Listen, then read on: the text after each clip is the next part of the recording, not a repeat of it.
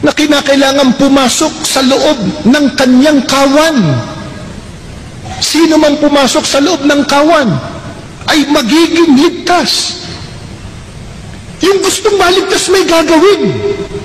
Hindi sasampalataya ka lang, paniniwalaan mo lang. May aksyon, may gagawin ka. Ano yun? Papasok ka sa loob. Loob ng ano? Kawan. Alin po yung kawan?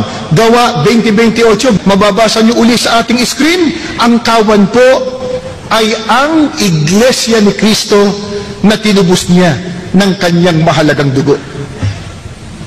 Kaya para maligtas ka, sundin mo ang turo ng Ebanghelyo, ang turo ni Kristo, na ikaw ay maging kaanib sa kawan ni Kristo, Iglesia ni Kristo.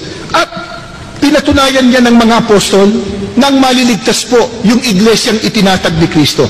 Dito po sa Efeso 5:25 at 23, mga lalaki, ibigin ninyo ang inyong asawa, gaya ng pag-ibig ni Kristo sa iglesia.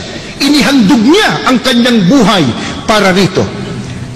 Sapagkat ang lalaki ang ulo ng kanyang asawa, tulad ni Kristo, na siyang ulo ng iglesia, na kanyang katawan at siyang tagapagligtas nito.